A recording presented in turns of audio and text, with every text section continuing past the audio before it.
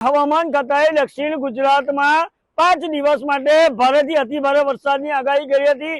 એ આગાહીની અસર જોવા મળી રહી છે। ખાસ કરીને દ્રશ્યમાં બતાવવાનો પ્રયાસ કરીશ કે જે તાપી જિલ્લામાં ઉપરવાસમાં ભારે વરસાદને લઈને મીંઢવા નદીમાં પૂરની સ્થિતિ જોવા મળી રહી છે।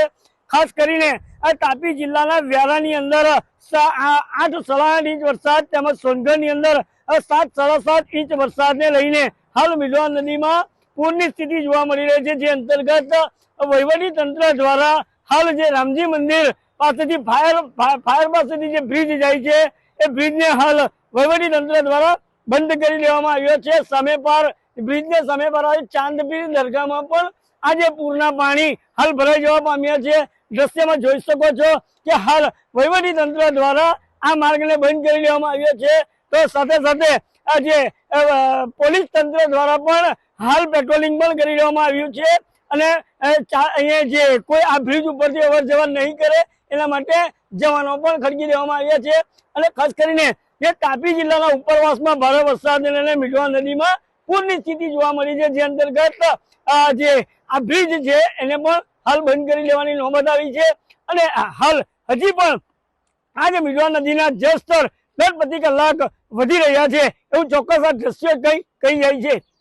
કેમેરામેન સ્મિત રાઠોડ સાથે કેતન પટેલ, ન્યૂઝ 18 ગુજરાતી, બારડોલી। હવામાન ખાતાએ દક્ષિણ ગુજરાતમાં ભારે વરસાદની આગાહી કરી છે તો બીજી તરફ હવામાન નિષ્ણાંત અંબાલાલ પટેલે પણ જાહેરાત કરી છે કે દક્ષિણ ગુજરાતમાં ભારેથી ભારે વરસાદ થવાની શક્યતાઓ, જેને લઈને તાપી જિલ્લાની અંદર ગત મોડી રાતથી ધોધમાર અવિરત વરસાદને પગલે જે મીંઢવા નદીમાં પૂરની સ્થિતિ જોવા મળે છે। ખાસ કરીને દ્રશ્યમાં જોઈ શકો છો કે બારડોલી નગરમાંથી પસાર થતી મીંઢવા નદીની અંદર ઘોડાપુરની સ્થિતિને જોતા કોટની સામે આવેલ વસાહતની અંદર 45 જેટલા મકાનોની અંદર 8 થી 10 ફૂટ પાણી ભરાઈ જવા પામ્યા છે।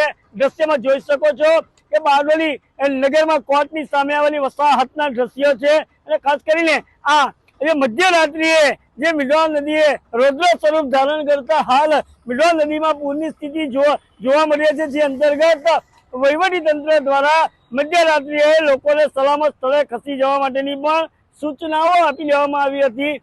તો બીજી તરફ કોઈ અનિચ્છનીય ઘટના ન બને એ અંતર્ગત બારડોલી પોલીસના જવાનોને પણ આ બ્રિજ ઉપર અને વસાહત પાસે ખડકી દેવામાં આવ્યા છે।